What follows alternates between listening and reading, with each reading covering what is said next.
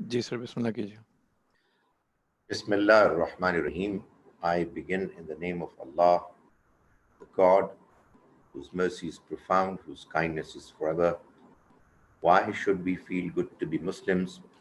Today, I will talk about the fact that our religion gives us such set of teachings that enable us to have a balance. I call it the right balance between the rights of our Creator and the rights of fellow human beings. Uh, Ordinarily, when we go for a system of religious teachings, they are either inclined exaggeratingly towards one right or the other. We are living in a world which has been created by our Creator God, but we are living in His created world where there are many other fellow human beings. In order for us to be performing in a morally balanced way, we need to take care of the needs of both entities. Uh, the Almighty has given us a set of teachings which enable us to do both. Islam strikes a balance between the two. The right of God is to be worshipped. He is the one whose contribution, kindness, and blessings need to be acknowledged. He's the one along with whom nobody else should ever be approached. That's what the Almighty tells us to do. And for that purpose, what we do practically is that we say formal prayers called as-salat. That's one aspect of our religion.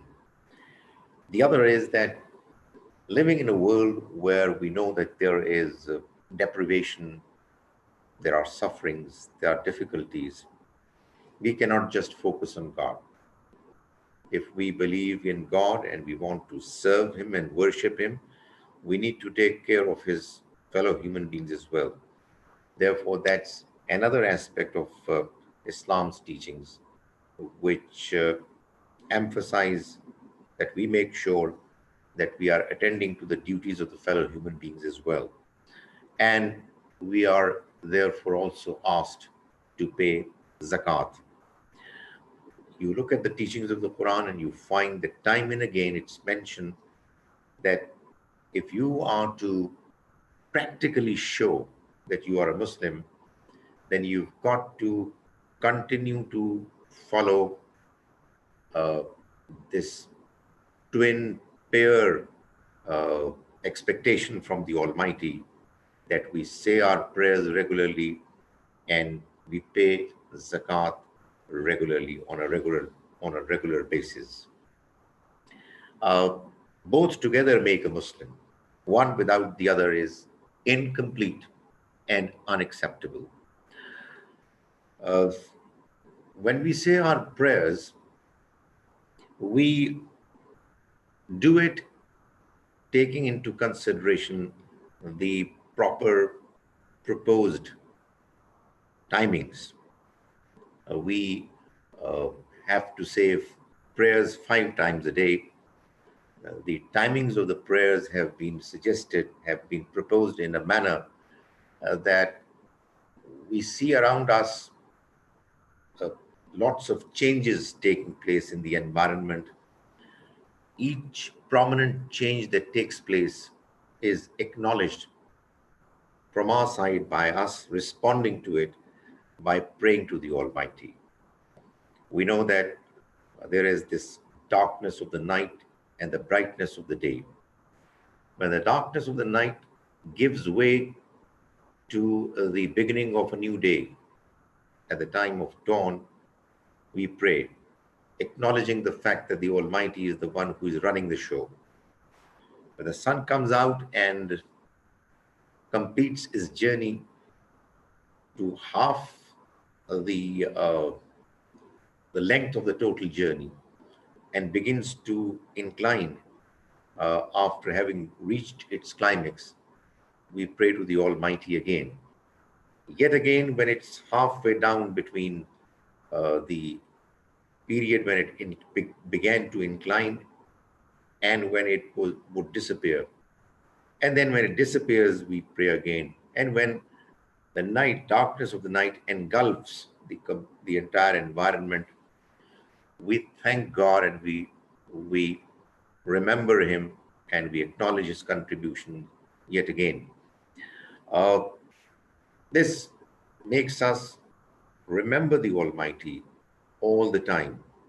It's a practice that enables us to feel content that even though we cannot pay back what our Creator has given us, we have done at least what needed to be done for us to feel good that we are acknowledging His blessings, His kindness.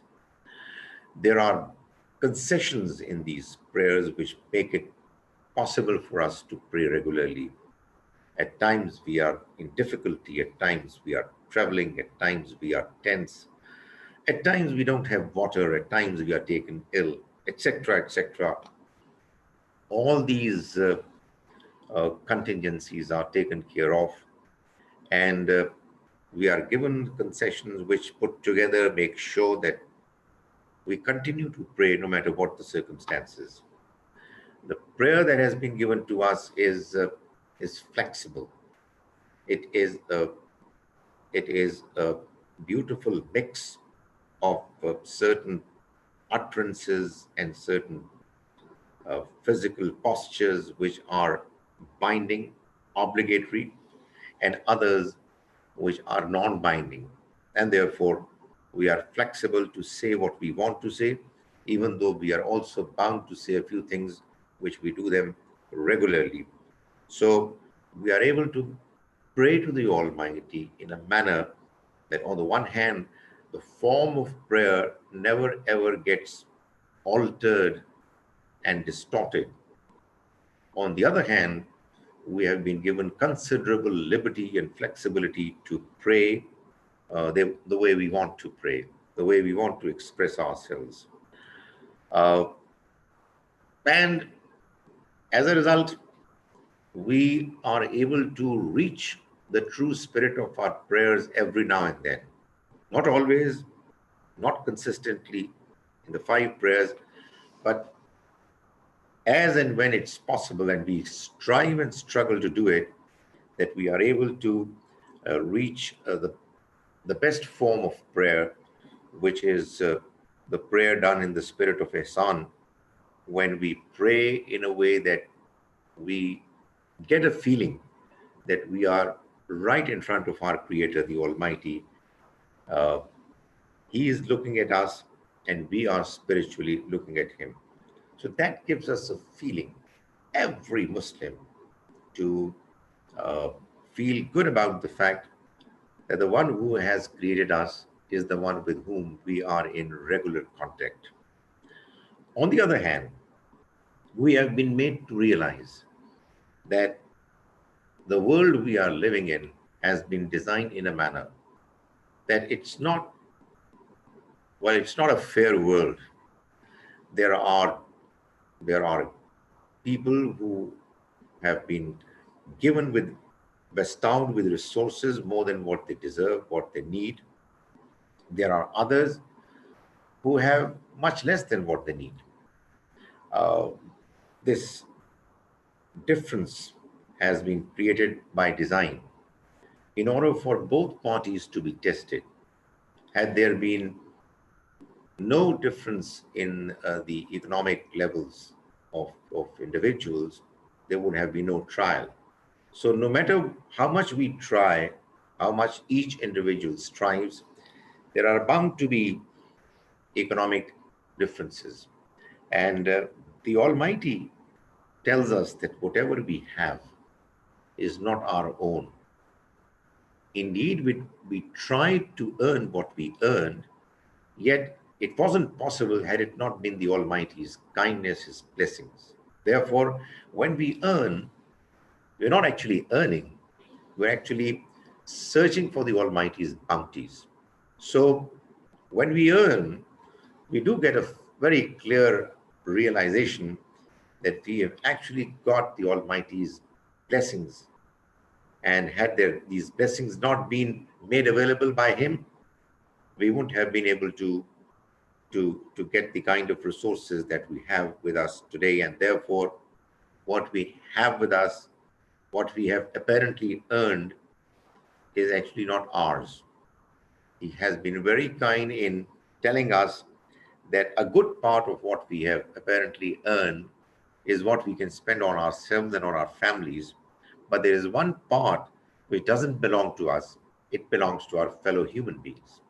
So, this philosophical understanding enables us to feel good, pretty comfortable about the fact that some part of our wealth has to be given to others voluntarily.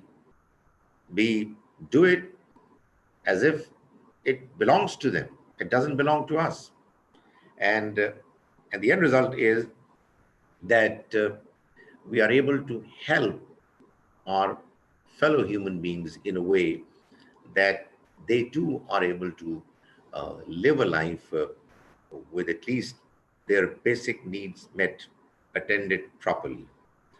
So, what I'm trying to say is that you look at this twin expectation of the Almighty, which is the most prominent feature of what practically a Muslim is expected to do, to say his prayers regularly and to pay zakat, to help the poor regularly.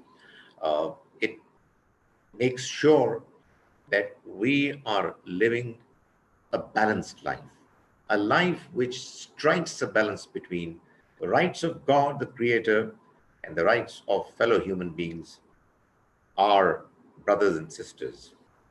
As a consequence of this practice of saying our prayers regularly and of paying zakat regularly, uh, we get a few important attributes inculcated in us. Our personalities as Muslims are free from arrogance if we follow the Almighty's instructions properly. Because on the one hand, we prostrate, bow down before our Creator 5 times a day regularly in humbleness, humility. On the other hand, we let fellow human beings share a part of our wealth, knowing full well that we are not favoring them. It's their right. It belongs to them. Uh, the end result is that, you know, one of the biggest problems with many humans, that is arrogance, exaggerated ego, is what is controlled and checked. Uh, these practices, they create harmony amongst humans living in this world. Uh, on the one hand, we are expressing our feelings of gratitude to our Creator, who is the Creator of all humans.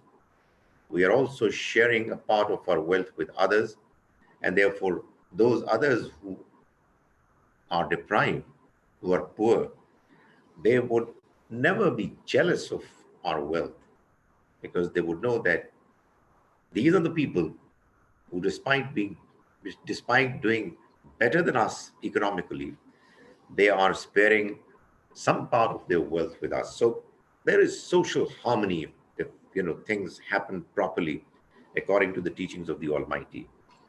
And uh, the spirit of helping others is always there in humans for them to be able to do as best as they can to remove poverty, to remove hardship, to remove difficulties. We know that this life is a trial, and the Almighty wants as much as is possible for us to face this trial properly and also to be able to let others do it likewise. So, our life is therefore, on the one hand, focusing on remembering God, which gives us motivation, impetus for us to continue to go through this trial effectively, properly, in the right spirit.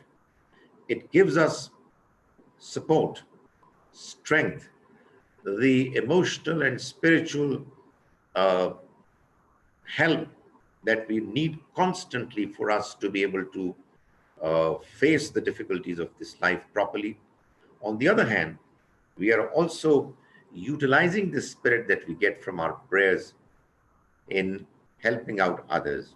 Uh, in other words, these two practices, which create a balance in our lives, are also supporting each other, complementing each other.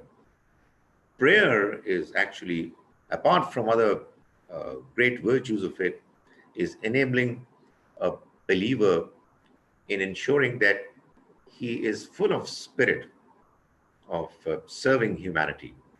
Because every day, 5 times a day, when we are facing the Almighty, when we are in fact communicating with Him, we are getting a strong feeling that our Creator is there right in front of us and we are accountable to Him.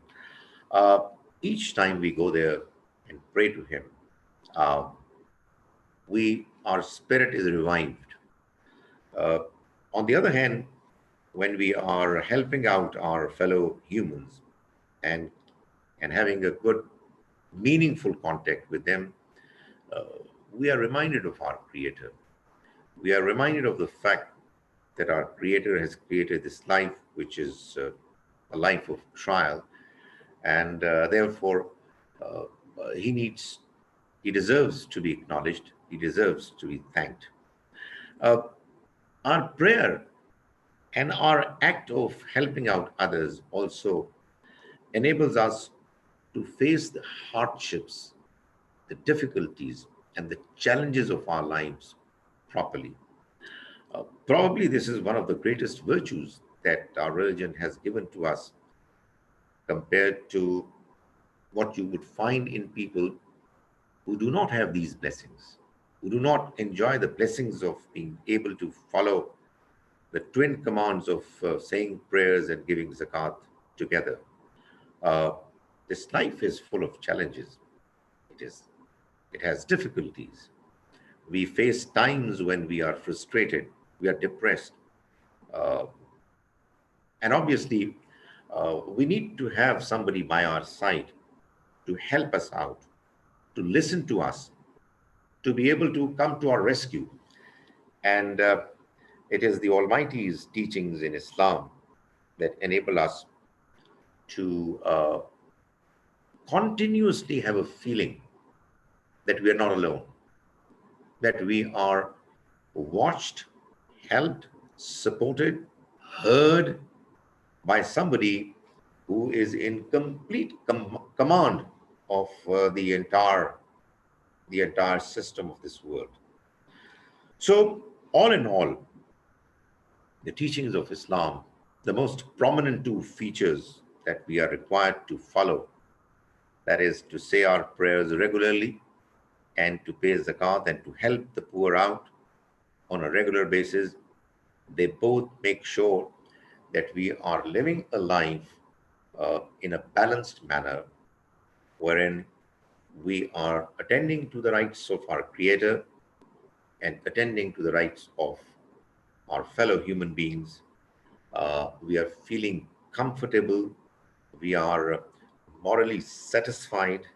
Uh, we are able to face difficulties uh, properly, and we are living a balanced life where uh, both important aspects of our obligations are properly met.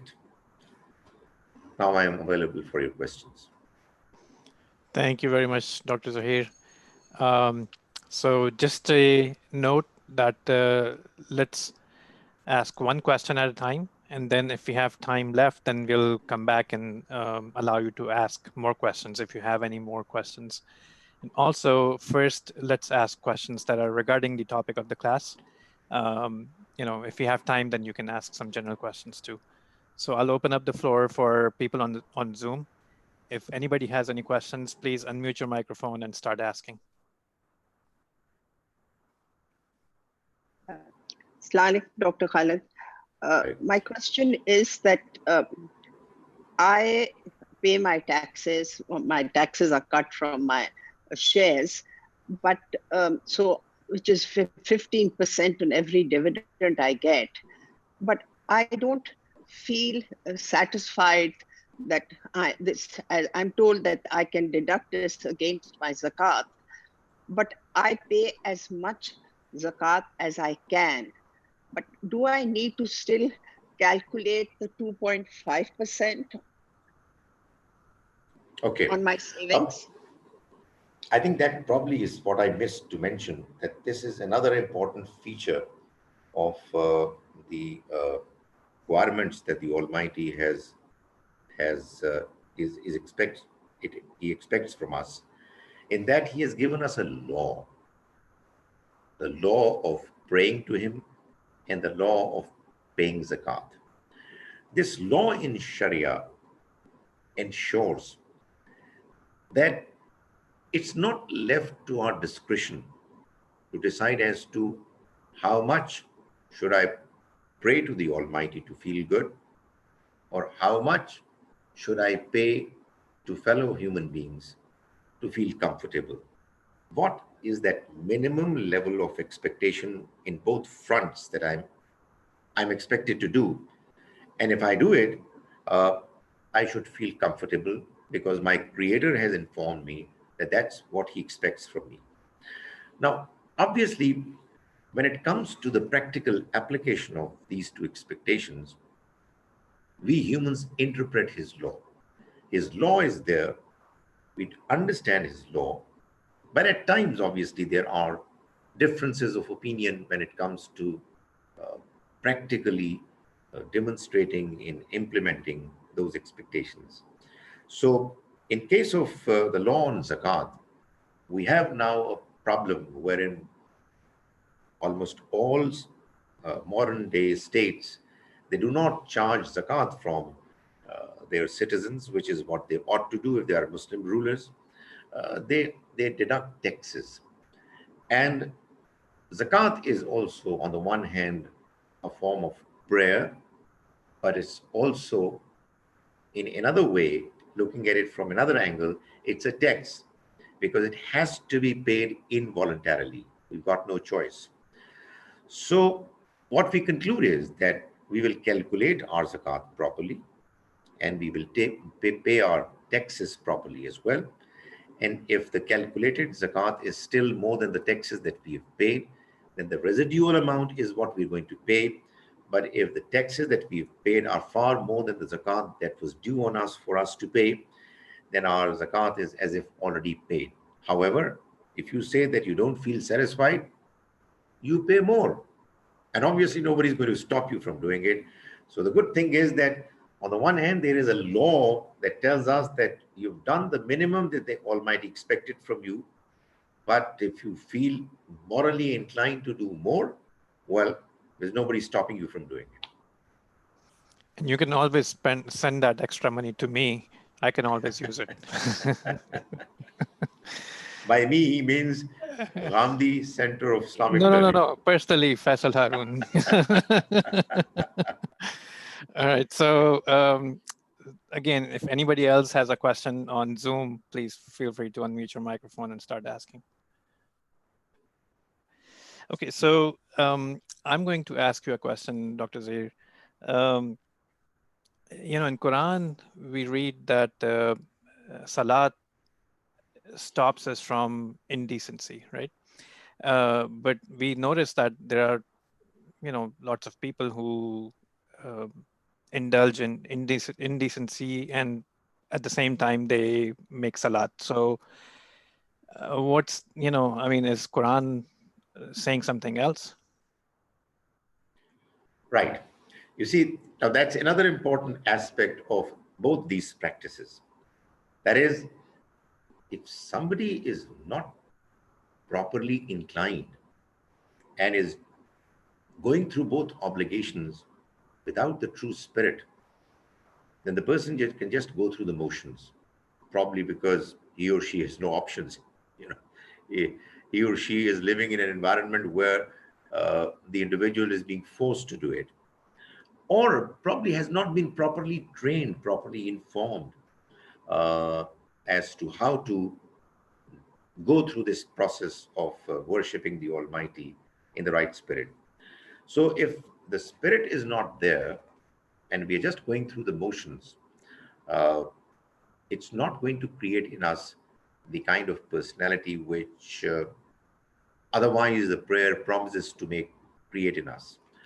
So, if somebody is saying his prayers regularly and is even then not able to follow the norms of decency, then there is something seriously deficient in his her prayers. But prayer most certainly stops us from doing what is indecent and unacceptable. Uh, to give you an example, if, for instance, God forbid, I make a false statement and then go for my next prayer, when I'll stand before my Creator to say my prayer, I will certainly be reminded of the fact that I stated something which was incorrect. I bluffed somebody. I lied. I cheated. My prayer is not going to be a prayer full of satisfaction, contentment. It's going to be a prayer wherein I'm not going to be focused. And that's what the reminder of prayer means. If I am going to be the person who receives the Almighty's indication of correcting myself, I'll correct myself. But if I am somebody who is not praying properly, I'm, in the words of the Quran, Allazina hum an salatihim sahun, who are unmindful of their prayers, then I'll continue praying, going through the formalities without properly knowing what I'm doing. And I'm going to continue to indulge in what is vice and evil. So, responding to your question, when the Quran says that prayer indeed prevents us from doing what is evil, it doesn't really mean that it actually physically forces us to not go for evil. It reminds us, it admonishes us, it tells us that you're not expected to do what is evil. And uh, this act of regular reminders is what we get each time we pray, and yet we continue to do what is wrong. This reminder continues to come to us. Now it's up to us to either pay heed to the reminder or to ignore it. Great. Thank you so much for that explanation. So if you have questions, you can type them in the chat and I'll ask those, or you can unmute your microphone and start asking. I have received some. Uh, can I ask? I have received some questions. Let me ask those first, and then if you have some time left, then I'll let you ask. So what he's saying is that um, when we share wealth, where should we draw the line? Can we share everything that we own? How much can we share with others? Right. You see, I mentioned that this law of zakat is what enables us to feel satisfying that the minimum that we are expected to share with our fellow humans is what we have done if we have paid our zakat properly. However, that is the minimum that the Almighty expects from us to do in order to help out our fellow human beings. Uh, Maximum, well, practically the sky is the limit, but the Almighty cautions us that we need to have a balance. We need to take care of our needs and the needs of our family, and the needs should be the present needs as well as of the future needs. Having um, made sure that we are fulfilling and satisfying our needs and the needs of our families of the present and the future, whatever is left ought to be ideally shared with the society. But if we are not doing it, well, ordinarily it's something which is still tolerable. However, in case of emergency, if we are asked by the society, by the circumstances, to help out others with funds that we have in addition to our needs. That is, they are spare and we can part with them without causing any serious trouble to us or to our family members. And that's what should share all of it ideally when there are economic hardships and difficulties faced by others. But again, the minimum is zakat, the maximum is what I've mentioned. Anything over and above our needs of our own selves and our families, present needs and future needs. Anything more over and above that is what we should spend on others. Great. Thank you so much, sir. Um, so I have one more question that this person sent to me regarding one of your earlier classes, and I never got a chance to ask you this. This was in a class when you discussed, people go through moral degeneration, when you were talking about moral ethics. Um, so this person is asking, okay, it makes sense that people go through this moral degeneration, but there are certain people who get overly, on the right side. So they kind of impose things upon themselves, thinking that it's actually moral, but uh, in the act of doing that, they are actually sometimes um, uh, doing injustice with other people, like their families and things like that. Is that acceptable in the eyes of Allah? And how should we deal with this kind of people? Actually, it's another aspect of the teachings of our religion that enables us to know what is the limit beyond which we cannot go in our effort to correct others. Uh, to be honest, the simple answer to this question is that if a person is going beyond the acceptable limits to correct others, then he or she is being immoral, is doing what is unacceptable.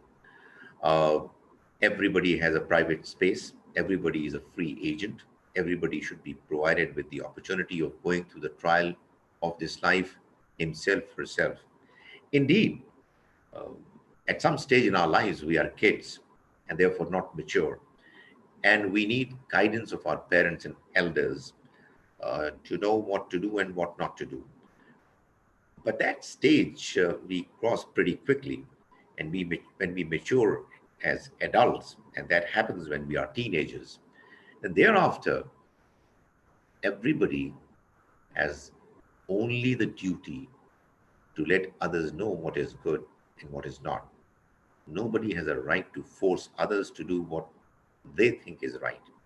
So the Almighty has informed us that if we are interested in inviting others to do good, we must do it wisely, intelligently, and politely. Having done that, we have done our job. So you're right in your observation that there are people who overdo it.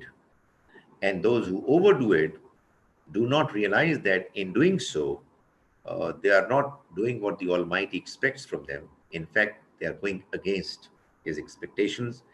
And the end result is that this kind of strict implementation of what one thinks is virtue, uh, it backfires. It doesn't help because God has created our nature in such a manner, it's designed in such a fashion that we don't want to be imposed virtue on us. We want to be invited. We want to understand. We want to be convinced. And if we are not convinced, and there are people who are forcing their understanding down our throats, then it would not help in achieving the real purpose. So if there are people who are trying to force others to do what is good, they're not following the Almighty's expectations in uh, in ensuring that virtue is implemented and vice is curtailed. Great, thank you. So we can actually get over virtuous if we, you know, Indeed, if we're not yes. careful. Yeah. Okay. So again, the floor is open. Anybody on Zoom can unmute your microphone and start asking. I have another question which I'm facing in the House. There's been a big debate going on since yesterday whether it is okay to go and read Surah Fatiha on graves of saint and other cupboards. I understood that all you have to do is go and read a maghfirat dua. My sister-in-law says, no, you first have to read the Darood, then Surah Fatiha, and then the dua. And she says that is what we have to do, to say first Allah's kalam. I I can't, I don't want to try to convince her because she's an elder and I respect it a lot. But I also want to know what is the correct thing. Thank you. Well, to start with, there are uh, norms of discussion, and I'm glad that you are not indulging in a discussion which is going overboard. Uh, we can always exchange views. We can always let others know what our understanding about a certain point of view is. And we ought to do that because obviously not only is that we are interested in our own welfare, we should be equally interested in the welfare of others. So informing each other about what we think is the right understanding and approach in religion is not a problem. It's a good idea. However, as I was saying in response to the earlier question, uh, we should know our limits. Coming to the question, when it comes to our ability to do something for those who are deceased, what we have been asked to do is to pray for them, to ask the Almighty to help them, to forgive them, to elevate their status, etc. The Quran is absolutely clear about the fact that nobody can come to the rescue of anybody else. We get the benefit of for what we do. We cannot get the benefit, virtue, and advantage of what others are doing. So that's what this life of this this trial of this life is. That it's a fair trial. So this notion of understanding of Fatiha that is prevalent and common in the subcontinent is not what the Prophet, may God's mercy be on him, taught us. He taught us what is exactly consistent with the Quranic teachings. And the teachings are Laysa lil insani lamasa. Man shall get nothing except what he does for himself. So what we can do for others is to pray and nothing else.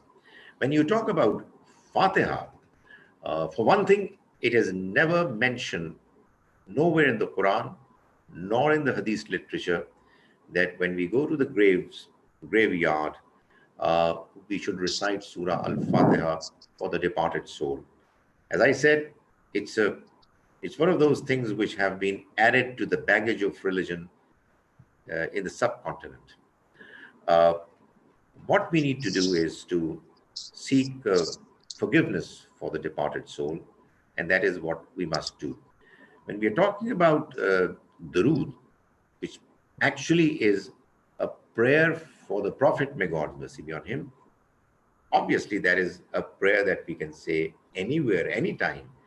If one would like to say it while visiting the graveyard, obviously it's possible, one can do it, but one must know why one is doing something. Why are we making a certain prayer? When we are reciting Darood, when we are praying for the Prophet, may God's mercy be on him, we must know that we are praying to the Almighty to enable his status to be elevated still further. We are praying to the Almighty to shower His blessings on him more and more. So when we go to the graveyard, all that our religion tells us is that we ought to do, we are there for two reasons. One, that we are reminded of the fact that we are also going to die. It was yesterday that our relatives or friends whose graves we are visiting, they left this world even though they spent some time with us as well, and they have left us. Tomorrow, we are also going to leave this world, which is a very important reminder that we all need all the time. That's why we visit graveyards. And the other reason why we go there is that we would want to pray for the departed souls, for those who have already left us, and ask the Almighty to, in His supreme kindness, to be kind to them and to not deal with their case sternly in a strict manner. Thank you, sir. Yusra Saiba, you have a question? Yeah, I have been Please trying go to ahead. ask a Please question. go ahead. Go ahead. Assalamu alaikum. Right. Okay, I have this question that not everybody, like, no one here is from the same religious background, or we didn't get the same educated parents, or I mean, the upbringing or the environment is different everywhere, right? We might sometime not get the right guidance we needed in our life or something like that, and then there's something which makes you think that you should, uh, get into the depth of religion, faith, God, etc., and all that. So, when you have been an extremist throughout your whole life, and when you get into this thing and you need to know that you need to balance things, it gets a little bit uneasy for you. It takes time, right? You need to understand things and then you need to absorb them, and it gets difficult, but you have to, hang in there, that one day you will be able to solve it, and you'll get through it. However, coming to my question, is it is like, there is this zakat or charity thing in Islam, right? So for a person who is earning like 50 to 60,000 in a month, and he's supporting his family, and he's keeping a small amount of money for himself, for like, for example 10 to 20K, and he wants to do charity as well, and for example he wants to buy a car of on finance, right? So there's this thing that he wants to plan for future, but he wants to give in for charity as well. So what should be the right thing to do in that case? Right. Let me address the second part of the question first. You see, that's what the advantage of having the law of zakat is. Okay. It's binding on us. We've got no choice. We have a certain amount of wealth. We Right. earn a salary. We ought to pay zakat. Obviously, there is this debate and controversy as to whether uh, tax can be adjusted with zakat or not. But that aside, I'm just talking about the plain fact that zakat is an obligation that ought to be paid, no matter what your plans are, whether you want to buy a car, you want to do something else. It's an obligation like a tax, and therefore it has to be given. So it, in some way, it takes that burden out of your mind. That is it that I do it or not? What is what that comes first? What should be preferred? Well, it's not something that is given to our discretion to decide at our discretion. We have to pay zakat in the manner that we are expected to calculate it and then to disperse it. The first part of your question has to deal with the general uh, nature of the trial that we all are going through. This life is a journey. It's an ongoing journey. In this journey of life, all of us are being tried. And one aspect of our trial test is that we know something beforehand, but there are new realities that are approaching us, and they are questioning us. They are testing us as to whether we are prepared to know truth more and more in addition to what we already have. So honestly, it's not just you, or it's not just a few people. All human beings, Muslims or non-Muslims, we are all going through a journey of this life, which is a trial. And one important aspect of this trial is that, in addition to what we already know, we are given the challenge of learning new things which claim to be realities. And we are expected to always be open minded, honest, and welcoming truth in our approach. Uh, so, don't be worried about it. Just give it a thought. Try to understand what the new reality is telling you. If you feel convinced that it's making sense, embrace it. If you feel that you're not convinced, don't worry about it. Thank you, sir. So, with that answer, we are out of time for tonight. Inshallah, we'll see you all tomorrow. Inshallah. Have a great night and Thank you. Assalamu Assalamu alaikum, sir. alaikum. Wa alaikum salam.